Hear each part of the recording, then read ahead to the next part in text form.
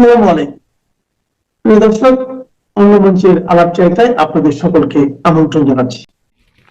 আসসালামু আলাইকুম রহমতুল্লাহ। আজকে এই মুহূর্তে আমাকে যারা শুনছেন, আমার ভাই বন্ধু, আপনাদের সকলকে আমার শুভেচ্ছা। গত 5ই আগস্ট আওয়ামী লীগ সরকারকে হটিয়ে যে ইউনিসীয় বাহিনী ক্ষমতায় এসেছেন, এরপরেই শুরু হয়ে আসলে জেল হত্যাকাণ্ডের তাণ্ডব। সেখানে সর্বপ্রথম শহীদ হন বগুড়ায় 4 জন আওয়ামী লীগ নেতা, রংপুরে 3 জন, এছাড়াও বাংলাদেশের বিভিন্ন কারাগারে আওয়ামী লীগ, ছাত্রলীগ, যুবলীগের জেলা, থানা, ওয়ার্ড পর্যায়ের নেতাদেরকে প্রচন্ড অত্যাচার করেই হাসপাতালে না নিয়ে গিয়ে জেলখানার ভেতরে হত্যা করা হয়। তারই ধারাবাহিকতায় আমি আজ থেকে 2 মাস আগে একটা ভিডিও করেছিলাম যে ঢাকার কেন্দ্রীয় কারাগার কেরানীগঞ্জে বাংলাদেশের সমস্ত জেলা উপজেলা থেকে আওয়ামী লীগের যেসব নেতাদেরকে ধরে আটক করা হয়েছে তাদেরকে কেরানীগঞ্জে নিয়ে এসেছে এবং সেখানেই চলবে জেল হত্যাকাণ্ড। আপনারা চাইলে আমার ভিডিওটি নিচে গিয়ে দেখে নিতে পারেন। এবং তাদের মধ্যেই ছিল এই নুরুল মজিদ রহমান এবং আমাদের তোফায়েল আহমেদ ভাইয়ের ছবিও ছিল, সেটা দেখতে পারেন। এবং আপনারা এই মুহূর্তে জানেন যে তাদের কার সাথে কি হয়েছে। জানাজা হতে দেয়নি, কিভাবে বাধা প্রদান করেছে, কিভাবে কি করেছে, এমন কি চিকিৎসার ক্ষেত্রে কি ব্যর্থতা দেখিয়েছে এই সরকার। আপনি এগুলো নিজেরাই শুনলেন ওনার ছেলের মুখ থেকে। এখন আসুন ছোট্ট করে একটা জিনিস জানি। এই যে আমাদের নুরুল মজিদ, আমাদের সাবেক শিল্প ও বাণিজ্য মন্ত্রী, শিল্পমন্ত্রী, ওনাকে মৃত্যুর পরে ওনার লাশের উপরে আপনার হাতকড়া পরানো ছিল। আচ্ছা, আপনারা একটু চিন্তা করেন। আমি বললাম আপনাদের সাথে, আমি স্বীকার করলাম যে আওয়ামী লীগ পৃথিবীর সবচেয়ে ফ্যাসিস্ট, সবচেয়ে খারাপ দল, আমি স্বীকার করে নিলাম। আওয়ামী লীগ 1971 সালে যে যুদ্ধ অপরাধীদের বিচার করেছে, সেই যুদ্ধ অপরাধী যারা বাংলাদেশ চায়নি, সেই যুদ্ধ অপরাধীদের যে বিচার করেছে, তাদের যে ফাঁসি হয়েছে অনেকের, তার মধ্যে দেখেন গোলাম আজম, উনি 9 মাস, গোলাম আজম 9 মাস বারডেম হাসপাতালে ছিলেন ক্যাবিনে। ওনাকে তো কোনো হাতকড়া পরিয়ে রাখা হয় নাই, উনি বারডেম হাসপাতালে মারা গেছেন। দেলোয়ার হোসেন সাইদি, উনি বারবার পিজি হাসপাতালে যেতেন আসতেন, পিজি হাসপাতালে উনি শেষ নিঃশ্বাস ত্যাগ করেছেন, কিন্তু ওনাকে হাতকড়া পরিয়ে রাখা হয়নি যখন চিকিৎসা চলছে। মারা যাওয়ার পরে হাতকড়া তো বহুত দূর কা বাদ। এছাড়া আপনার এই যে সালাউদ্দিন কাদের চৌধুরী বলেন, কাদের মোল্লা বলেন, কাকে হাসপাতালে বা জেলখানায় বা কোর্টে নেওয়ার সময় হাতকড়া পরানো হয়েছে? এদের কাউরে হাতকড়া পরানো হয়নি। আপনার একটা জিনিস মনে আছে, সালাউদ্দিন কাদের চৌধুরীর বিরুদ্ধে যখন বিচার হয়, তখন সে লকআপে থেকে তৎকালীন মন্ত্রীকে ডাক দিয়ে বলে, জানেন এদিকে আয়, তুই নাকি এখন হয়ে গেছস। আর তখন আমাদের সেই স্বরাষ্ট্রমন্ত্রী স্যার বলে কথা বলছিলেন। তো মানবাধিকার কি আওয়ামী লীগ দেখিয়েছিল নাকি? তাহলে আজকে কেন এই যে ভিআইপি যারা আছে, এই যে দেশের মুক্তিযুদ্ধের পক্ষে যারা কথা বলছে, যারা মুক্তিযুদ্ধ করেছে, তাদেরকে আপনি জেলখানায় নিতে, থানায় নিতে, কোর্টে নিতে, পিচ মোড়া হাতের হ্যান্ডকাপ দিতে হবে, মৃত্যুর পরে তাদের লাশটাকে আবার হ্যান্ডকাপ দিয়ে বেঁধে রাখতে হবে। কই খালেদা জিয়াকে কি বেঁধে রাখা হয়েছে? তো সারা জীবনে হসপিটালে ছিলেন। মির্জা ফখরুল ইসলাম আলমগীর, আরো যারা আছেন, কয়জনকে এইভাবে হসপিটালে ওনাদেরকে হাতকড়া পরিয়েছিলেন, বা কয়জনকে কোর্টে নেওয়ার সময় হাতকড়া পরিয়েছিলেন? এই জিনিসগুলো একটু চিন্তা করতে হবে। এই জিনিসগুলো একটু চিন্তা করুন, একটু ভেবে দেখুন যে আসলে কি আওয়ামী লীগ ফ্যাসিস্ট ছিল নাকি এরা ফ্যাসিস্ট। বাংলাদেশে কোনো লোক এই বিষয়ে কোনো কথা বলছে না, সবাই নিশ্চুপ, কেউ কিছু বুঝছেন না, হয়তো বুঝেও চুপ করে আছেন। তো এই 2 জনের পরে বাকি কারা? তার মানে কি সেই যে আমার 2 মাস আগের যে ঢাকা কেন্দ্রীয় কারাগার, কেরানীগঞ্জের এই কেন্দ্রীয় কারাগারে যে জেল হত্যা হচ্ছে, সেটার প্রতিফলনে কি ঘটছে? এ পর্যন্ত 3 জন গিয়েছে, আরো আছে প্রায় 20 জনের মতো। একে একে করে কি সবাই মারা যাবে? সবাই কি ডেঙ্গু, ডায়রিয়া, হার্ট অ্যাটাক করে মারা যাবে তাহলে? আর আমরা নিশ্চুপ বসে দেখব? 12ই ফেব্রুয়ারি নির্বাচন কি হচ্ছে? আপনারা যারা নির্বাচনে ভোট দেওয়ার জন্য ব্যতিব্যস্ত, আর আপনারা যারা ক্যাম্পেইন নিয়ে ব্যতিব্যস্ত, অথবা যারা এই নির্বাচনকে ঠেকানোর জন্য ব্যতিব্যস্ত, আপনাদের কাছে কি এখন পর্যন্ত বাংলাদেশে একটি নির্বাচন হবে সেই রকমের আমেজ আপনারা কি দেখতে পাচ্ছেন? আপনাদের কাছে কি মনে হচ্ছে যে একটি সুষ্ঠু, স্বাভাবিক, গ্রহণযোগ্য মাত্রার নির্বাচনের জন্য আমাদের সমাজ, আমাদের রাষ্ট্র, আমাদের রাজনীতি এই মুহূর্তে তৈরি হয়ে বসে আছে? আমার কাছে তা মনে হয়নি। কেন মনে হয়নি? দেখেন, বাংলাদেশে 1991 পরবর্তী যত নির্বাচন হয়েছে, 90 পরবর্তী সমস্ত নির্বাচনের সাথে সরাসরিভাবে আমার সম্পৃক্ততা ছিল। আমি কখনো নির্বাচনে প্রার্থী নই, আমি সাধারণ একজন রাজনৈতিক কর্মী এবং ভোট আমি দিয়েছি, ভোটের ক্যাম্পেইন আমি করেছি। ভোটের সময়ে কেন্দ্রের ভেতরে পোলিং এজেন্ট হিসেবে থেকেছি, নেতাদের সাথে কাজ করেছি, নেতৃত্বের সাথে কাজ করে জনগণকে ভোট দিতে ভোট কেন্দ্রে নিয়ে গিয়েছি। সুতরাং ভোট সম্পর্কে, বাংলাদেশের ভোট সম্পর্কে আমার কিন্তু অভিজ্ঞতা রয়েছে। আমরা দেখতাম 1-2 মাস আগ থেকে সাজ রব অবস্থা, মানে ভোটের আগে আগে মানে অনেকটা ঈদের আমেজ শুরু হয়। কিন্তু এবার মানুষের মধ্যে ভোট সম্পর্কে কোনো ধরনের আনন্দ কাজ করছে না, বরং মানুষ ভাবছে এই নির্বাচন দেশকে, সমাজকে কোথায় নিয়ে যাবে। দেশের যে স্ট্রাকচারের উপরে দাঁড়িয়ে বাংলাদেশটি স্বাধীন হয়েছে, 53 বছরে বাংলাদেশ দেশের মানুষকে চরম দরিদ্র অবস্থা থেকে একটা মধ্য আয়ের দেশে পরিণত করেছে। যে দেশের মানুষ এটি গামছা নিয়ে স্কুলে হাটে রওনা দিত, 3টি খন্দক পার হয়ে মানুষ বাজারে যেত, স্পেয়ার একটা লুঙ্গি নিয়ে যেত। ঢাকা থেকে চট্টগ্রামের দিকে রওনা দিলে, সকালে রওনা দিলে বিকালেও আপনি গিয়ে পৌঁছবেন কিনা সেটার কোনো নিশ্চয়তা ছিল না। সেই ঢাকা, চিটাগং বলেন, উত্তরবঙ্গ বলেন, দক্ষিণবঙ্গ বলেন, বাংলাদেশের যেই কোনো অঞ্চলে বলেন, ওয়েললি কানেক্টেড।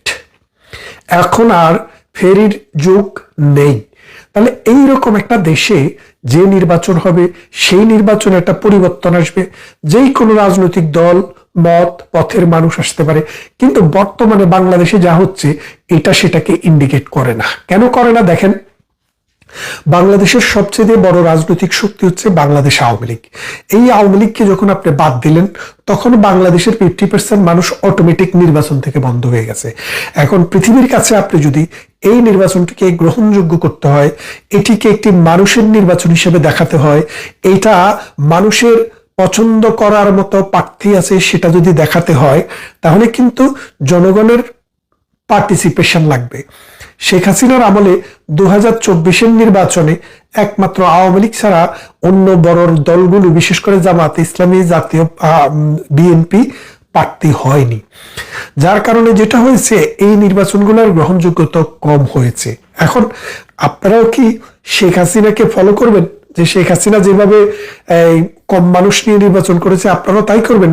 তাহলে আপনাদের জুলাইয়ের দরকার কি ছিল? এতগুলো মানুষের জীবন নষ্ট করার দরকার কি ছিল? 7.5% অর্থনীতি প্রবৃদ্ধির দেশকে 3%-এ নামিয়ে আনার দরকার কি ছিল? কি দরকার ছিল বাংলাদেশের ইতিহাসকে ধ্বংস করার? কি দরকার ছিল বাংলাদেশের 30 লক্ষ মানুষের রক্তের বিনিময়ে অর্জিত স্বাধীনতার যে সূতিকাগার 32 নম্বরকে ভাঙার? তাহলে আপনারা এত কিছু করে আপনারা কি করলেন? আপনারা নিজেরা প্রতিষ্ঠিত হইতে চেষ্টা করলেন। তা আপনাদের এই প্রতিষ্ঠার পর আর কি কোনো শক্তি পৃথিবীতে নেই? আর কি কোনো শক্তি বাংলাদেশে আসবে না? তখন যদি আপনাদেরকে এইভাবে কচুকাটা করে, তাহলে আপনারা যাবেন কোথায়? আসুন নির্বাচনের কথা বলি। এই যে মনে করেন নির্বাচনটি একটি ম্যানুফ্যাকচারিং নির্বাচন হচ্ছে। দেখেন, আমার নাঙ্গলকোটে বিএনপির প্রার্থী ছিল আব্দুল গফুর ভূঁইয়া। তিনি আগেও এই কনস্টিটিউয়েন্সি থেকে নির্বাচন করে এমপি হয়েছেন। তাকে এবার ঘোষণা করা হলো যে তিনি আমেরিকান নাগরিক, তিনি নির্বাচন করতে পারবেন না। কারণ আমাদের নাঙ্গলকোটের এই আসনটিতে যিনি জামাতে ইসলামী থেকে দাঁড়িয়েছেন, তিনি হলেন শিবিরের কেন্দ্রীয় সভাপতি সাবেক। তারপরে আসেন মঞ্জুরুল হাসান মুন্সি, যিনি কুমিল্লাতে তিনি দাঁড়িয়েছেন। তিনি আগেও এমপি ছিলেন, আগেও তিনি সংসদে গিয়েছেন। এবার তাকে ঋণ খেলাপি বলে শেষ মুহূর্তে এসে বন্ধ করে দেওয়া হলো। সেখানে যে তার প্রতিদ্বন্দ্বী প্রার্থী, তিনি হলেন হাসনাত। তাহলে হাসনাত আব্দুল্লাহ। এইভাবে আপনি সারা বাংলাদেশে খোঁজ নিয়ে দেখেন, আমি জানি এইরকম 7 থেকে 8 জন লোক ব্রিটিশ সিটিজেন থাকা অবস্থায় নির্বাচনে প্রার্থী হয়েছেন এবং তাদের প্রার্থিতা বৈধ হয়েছে। তারা কোনো প্রমাণও দেখাতে পারে নাই যে তারা ব্রিটেনের নাগরিকত্বটি সারেন্ডার করেছে। ইভেন তারেক রহমান সাহেবও তার যে নির্বাচনী হলফনামা ওখানে বলেননি যে উনি ব্রিটিশ সিটিজেন ছিলেন। আমরা জানি তিনি ব্রিটিশ সিটিজেন ছিলেন। তাহলে যদি বিদেশি নাগরিকত্ব থাকার কারণে কোনো মানুষের নির্বাচনে অযোগ্য হতে হয়, সেটি প্রথমে হওয়ার কথা ছিল জনাব তারেক রহমানের, কিন্তু তার বেলা এই আইনটি কার্যকর হয়নি। এই আইনটি যাদের বেলায় কার্যকর হয়েছে তারা মানে নেহায়েত জামাতকে অথবা এনসিপি কে অথবা জামাত জোটকে শুধুমাত্র মানে একটা ফেভার দেওয়ার জন্যই এই কাজটা করা হয়েছে।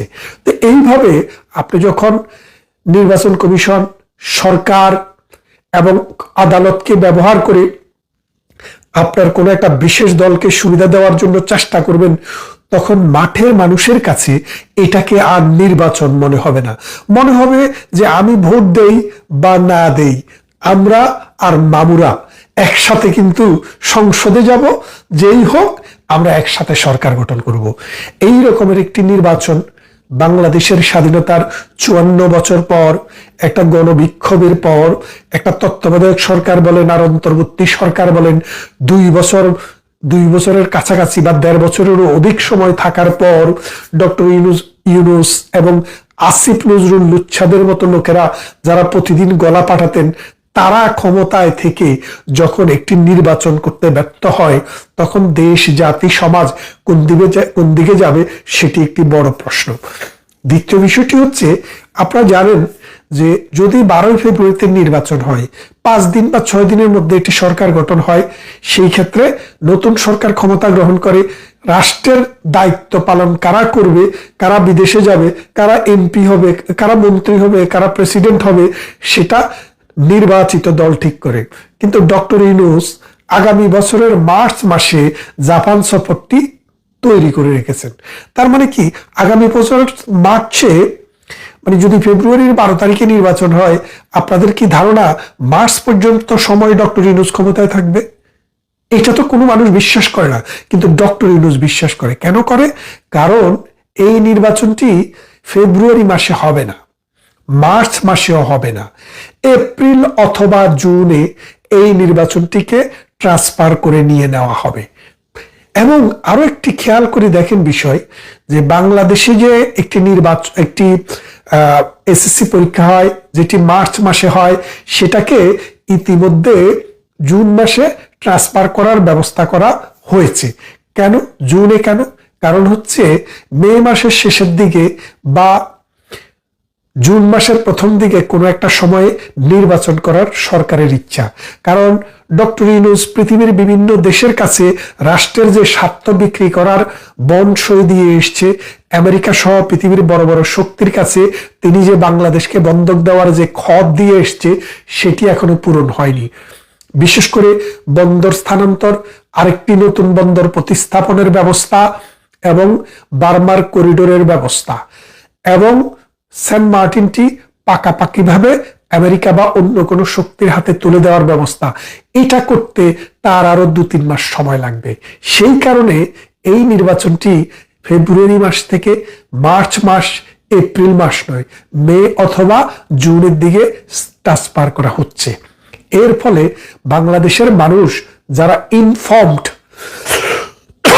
যারা জানেন, যারা বোঝেন, যারা প্রশাসনের খোঁজ খবর রাখেন, তারা বুঝতে পারছেন যে ফেব্রুয়ারি মাসে নির্বাচনের যে হাক ডাক হচ্ছে, অসারের তর্জন গর্জন সার, এটা হচ্ছে সেই রকম একটা বিষয়।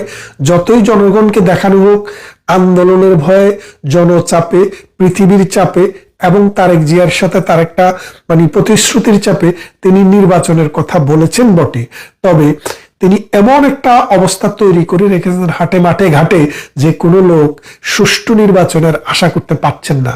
যার কারণে কয়েকদিন পরে এই তারেক জিয়াই বলবেন, এই অন্যান্য দলরাই বলবেন নির্বাচনের কোনো পরিবেশ নেই, এই নির্বাচনকে আরো কয়েক মাস পিছিয়ে দেওয়া হোক।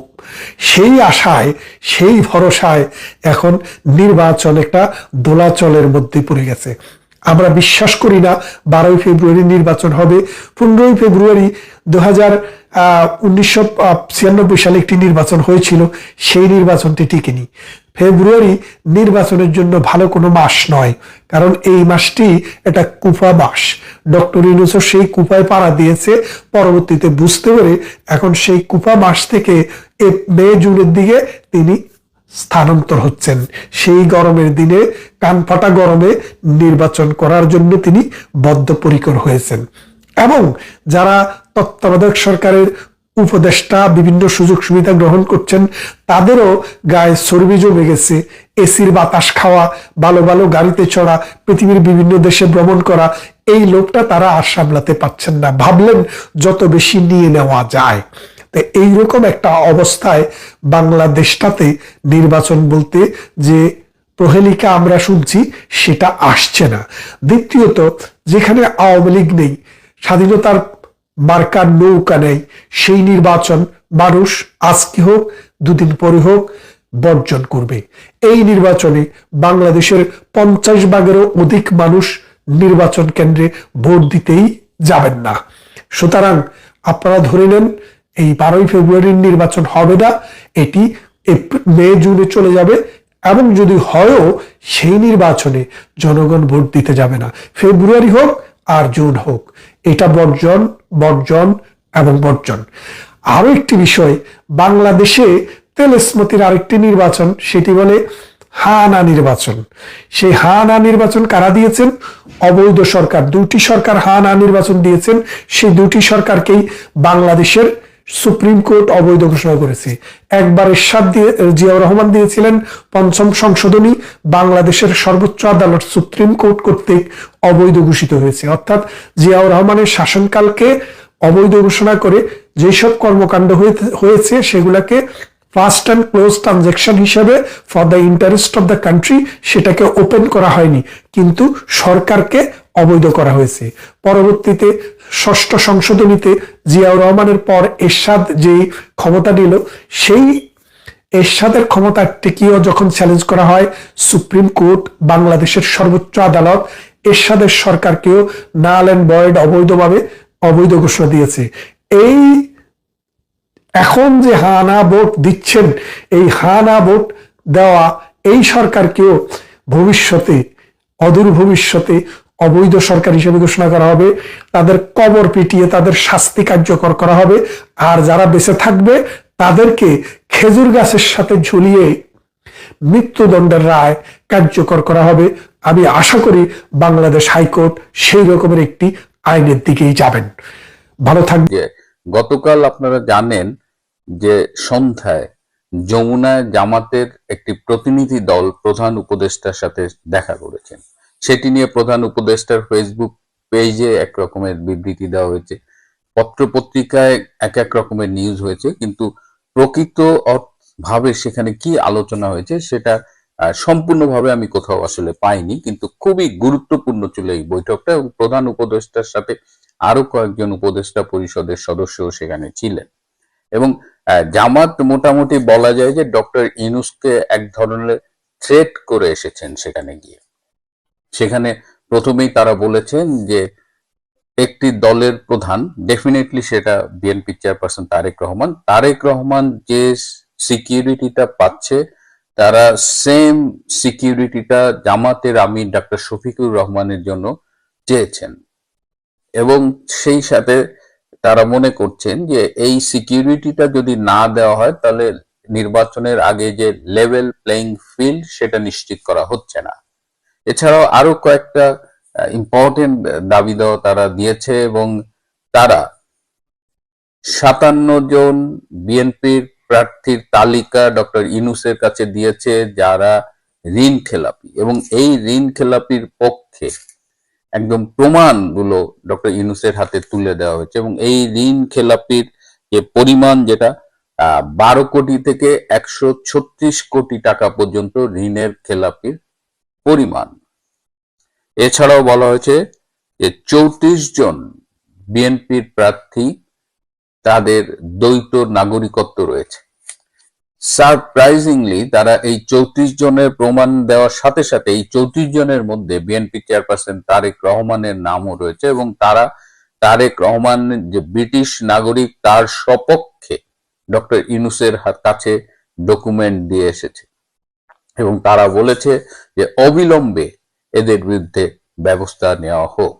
আরো বলেছেন পরিস্থিতি যাই হোক নির্বাচনের আগে মাঠে সেনাবাহিনী নামানো যাবে না।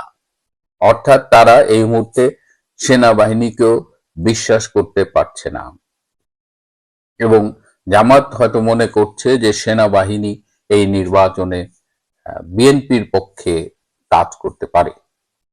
এবং জামাতের পক্ষ থেকে ডক্টর ইউনূসকে স্পষ্ট জানিয়ে দেওয়া হয়েছে যে তাদের এই দাবিটা, তারা মোট 7টা দাবি দিয়েছে, এবং এই 7টা দাবির পক্ষে যদি তারা দৃশ্যমান অগ্রগতি না দেখে তাহলে তারা এই 12ই ফেব্রুয়ারি নির্বাচনে অংশগ্রহণ করবে না এবং নির্বাচন পিছিয়ে দেওয়ার জন্য আন্দোলন গড়ে তুলবে।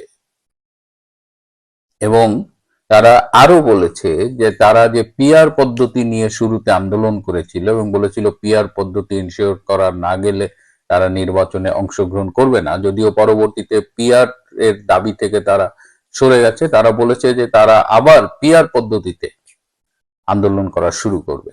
অর্থাৎ এই নির্বাচনে জামাতে ইসলাম একেবারে বিএনপি কে ছাই দিয়ে ধরছে, এবং ডক্টর ইউনূসকে মোটামুটি যেটা বললাম যে থ্রেট করে এসেছে যে তাকে অবশ্যই এই ব্যাপারে ব্যবস্থা নিতে হবে। এদিকে আবার বিএনপির নেতৃবৃন্দ গতকাল নির্বাচন কমিশনে গিয়েছিলেন, তারা প্রধান নির্বাচন কমিশনের সাথে মিটিং করে তারাও আবার জামাতের বিরুদ্ধে অভিযোগ করে এসেছেন, কারণ জামাত ইতিমধ্যে এই প্রবাসীদের পোস্টাল ব্যালট নিয়ে যেটা করেছে তার মোটামুটি প্রবাসীদের ভোটের একটা উল্লেখযোগ্য অংশ তারা তাদের নিজেদের গ্রিপে নিয়ে ফেলেছেন, এবং সেই ব্যালট পেপার তারাই ভোট দেবেন, তারাই পোস্ট করবেন, সেই সমস্ত আয়োজন তারা করেছেন। এছাড়াও জামাতের বিরুদ্ধে আরো অনেক অভিযোগ প্রধান নির্বাচন কমিশনারের কাছে বিএনপি জমা দিয়েছে। আবার এদিকে যদি এনসিপির কথা শুনেন, এনসিপির যে আসিফ মাহমুদ তিনি আবার এখন আকারে ইঙ্গিতে থ্রেট করছেন যে তারা নির্বাচনে থাকবেন কিনা সেটি নিয়ে তারা কথা বলছেন। তো এই যে থ্রেট, পাল্টা থ্রেট, একে তো নির্বাচন হবে কিনা, কালকেও আমার কাছে অনেকেই এই ইউটিউবে জানতে চেয়েছেন যে 12 তারিখে নির্বাচনটা হবে কিনা এটা বলেন। 11 তারিখ পর্যন্ত কেউ বলতে পারবে না এই নির্বাচনটা হবে কিনা, এরকম একটা অনিশ্চয়তার মধ্যে। একটা ছোট্ট ঘটনা বলি, আজকে বিএনপির স্থায়ী কমিটির একজন সদস্য তিনি জিজ্ঞেস করছেন, আচ্ছা ভাই 12 তারিখে নির্বাচন হবে কিনা।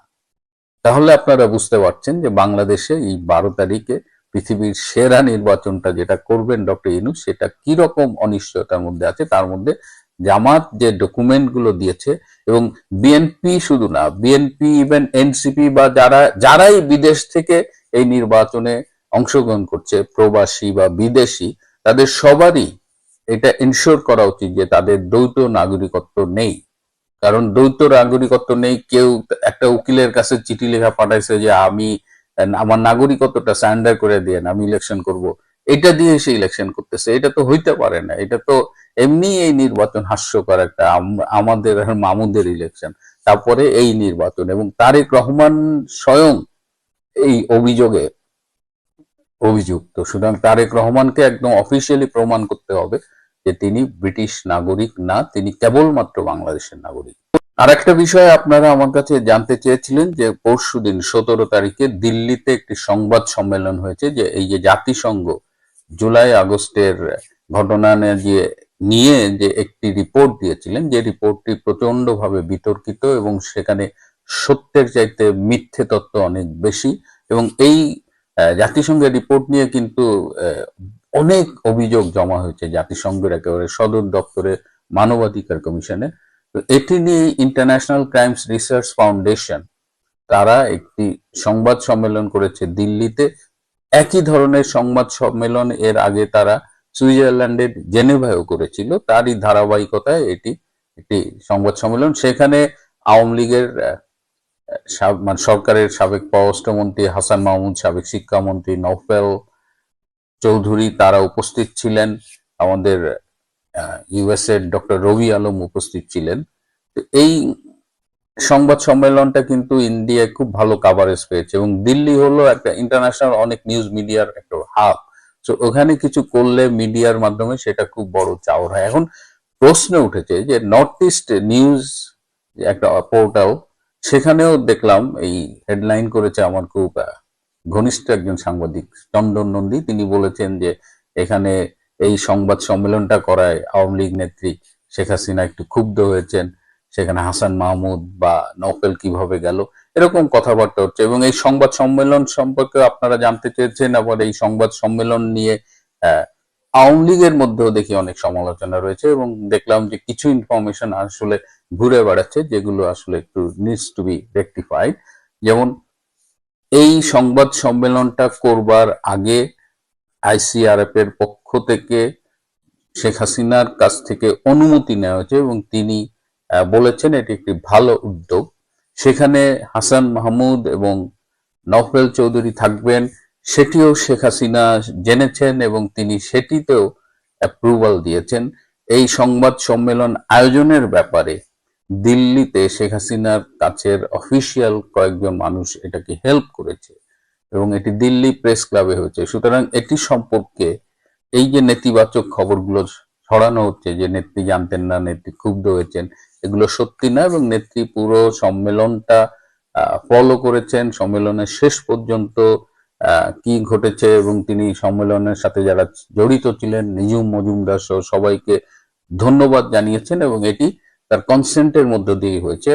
এই জাতিসংঘের এই ভুয়া অসত্য রিপোর্টটার বিরুদ্ধে আওয়ামী লীগ কিন্তু বিভিন্ন পর্যায় থেকেই এখন এটার বিরুদ্ধে কথা বলছে, লিখিতভাবেও এটার বিরুদ্ধে জানানো হয়েছে। ইভেন আমাদের সাবেক পররাষ্ট্রমন্ত্রী ডক্টর আব্দুল মোমেনও কিন্তু এটা নিয়ে জাতিসংঘ মহাসচিবের কাছে চিঠি দিয়েছেন। সুতরাং দিল্লির সংবাদ সম্মেলনটি এবং এটা যে ব্যাপক নিউজ কভারেজ পেয়েছে সেদিক থেকে এটি একটি সফল সংবাদ সম্মেলন হয়েছে। তো এটি নিয়ে যে কিছু অসত্য তথ্য ছড়ানো হচ্ছে সেটার ব্যাপারে আমরা একটু কেয়ারফুল থাকি। আজ নির্বাচনটা হচ্ছে তাদের জন্য প্রবলেম। তারা তো জীবনে কখনো নিজেরা খেলে গোল করতে পারবে না। তারা কখনো হারে মানে বিএনপির নামে মাঠে নামবে, কখনো অন্য জোট করে তারা মাঠে নামবে। তারা জানে তাদের মূলতে কুলাবে না যে নিজেরা খেলে গোল করার, স্কোর করার। তাই তারা খালি ফিল্ডে গোল দিতে চায়। সেই কারণে তারা, যেহেতু তারা বিএনপির সাথে নির্বাচনে পারবে না, এই মৌলবাদী শক্তিটা চাচ্ছে যে কোনো মূল্যে ভারতের সাথে, নিজের পক্ষে পারমার সাথে।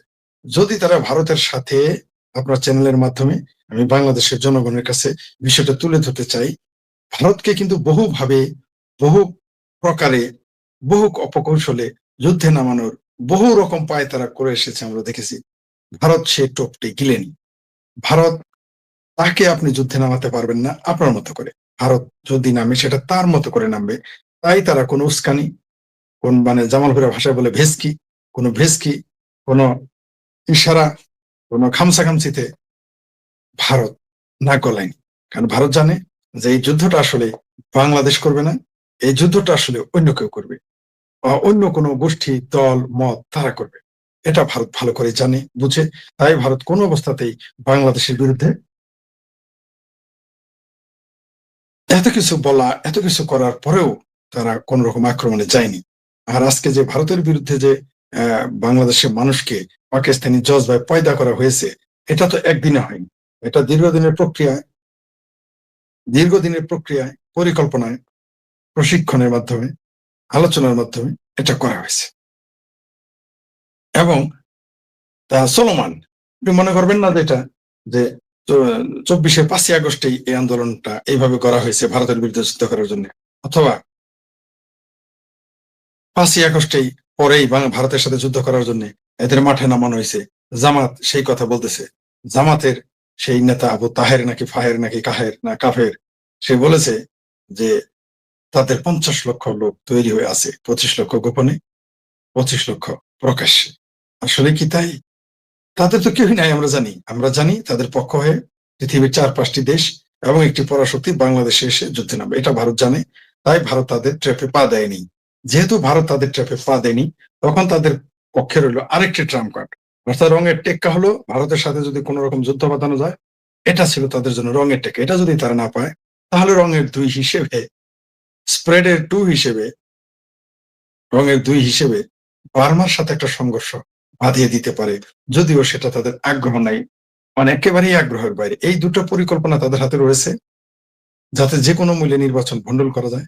কারণ নির্বাচনটা ভণ্ডুল করলেই তারা ক্ষমতা ভোগ উপভোগ করার যে মহা সুযোগ এই মুহূর্তে তাদের হাতে রয়েছে,